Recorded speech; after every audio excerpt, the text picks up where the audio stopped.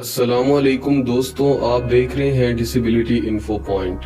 اس دنیا میں کئی ایسی شخصیات گزری ہیں کہ جن کی خدمات سے نہ صرف علم و ہنر کے نئے دروازے کھلے بلکہ رہتی دنیا نے ان کی کاوشوں سے استفادہ حاصل کیا، جن میں سے ایک نام بریل سسٹم کے موجب لوئس بریل کا بھی ہے۔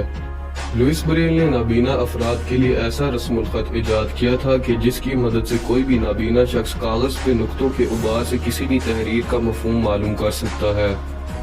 اس کو بریل سسٹم کہا جاتا ہے اور بریل سسٹم عمومی طور پہ 6 نقطوں پہ مشتمل ہوتا ہے۔ انگریزی کے تمام حروف انہی 6 نقطوں کے گرد گھومتے ہیں۔ لوئس بریل 4 جنوری 1809 میں کوفپورے میں پیدا ہوا، جو کہ فرانس کے شہر پیرس کے کچھ میل کے فاصلے پہ موجود ایک چھوٹا سا قصبہ ہے۔ لوئس بریل کے والد کی جانوروں کا ساز و سامان بنانے کی دکان تھی اور لوئس بریل اپنے والدین کا سب سے چھوٹا بیٹا تھا۔ لوئس بریل کو 3 سال کی عمر میں ہی ہر چیز کے بارے میں معلومات حاصل کرنے کا شوق تھا۔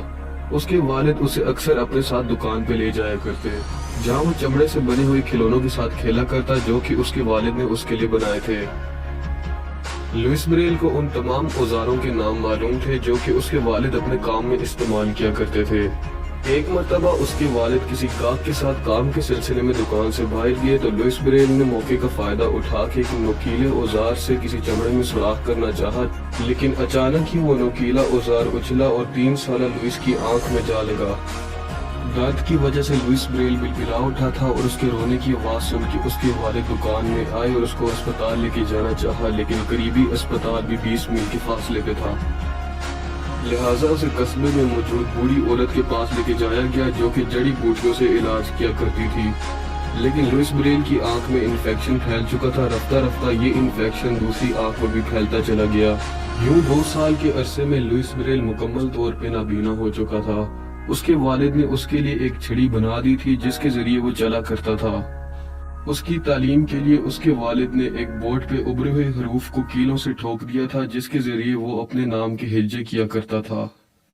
لوئس بریل کی دلچسپی اور ذہانت کو دیکھتے ہوئے اسے اسکول میں داخل کرا دیا گیا، جہاں اس کی یادداشت اور ذہنی صلاحیتیں زبردست تھیں، جس کی وجہ سے اس کے استاد نے سائمن بریل کو یہ مشورہ دیا کہ اسے نیشنل انسٹی ٹیوٹ فار بلائنڈ یوتھ میں داخلہ دلوا دے، جو کہ فرانس میں موجود نابینا افراد کا سب سے پہلا تعلیمی ادارہ ہے۔ لوئس بریل نے یہاں آ کے محسوس کیا کہ اس ادارے میں تعلیم کے لیے جو طریقہ کار اپنایا جاتا ہے وہ کافی مشکل اور پیچیدہ ہے۔ اس طریقے میں کاپر کی تار کے ذریعے لاطینی الفاظ کو کاغذوں پہ نقش کیا جاتا تھا۔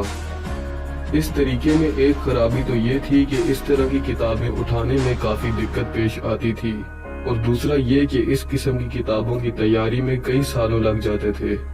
لوئس بریل کے ذہن میں یہ خیال تھا کہ وہ کسی بھی طریقے سے نابینا افراد کے لیے پڑھائی کو آسان کرے، جس کے لیے اس نے کاغذ لیا اور الفاظ کو چھوٹے چھوٹے نقطوں میں تحریر کر ڈالا، جس کو کوئی بھی نابینا شخص اپنی انگلیوں کی مدد سے محسوس کر کے الفاظ ترتیب دے سکتا ہے۔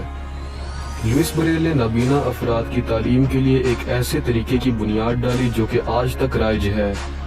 اس وقت لوئس بریل کی عمر صرف 15 سال تھی۔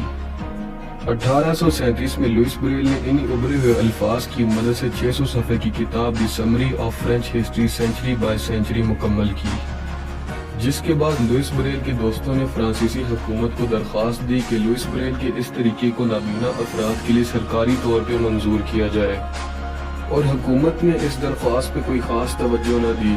لوئس بریل نے اپنے دوستوں سے کہا کہ مجھے یقین ہے کہ میرا مشن پورا ہو گیا ہے، اور 6 جنوری 1852 میں لوئس بریل کا انتقال ہو گیا۔ لوئس بریل کے انتقال کے ٹھیک 6 ماہ بعد فرانسیسی حکومت نے نابینا افراد کے لیے اس طریقے کو سرکاری طور پہ رائج کر لیا۔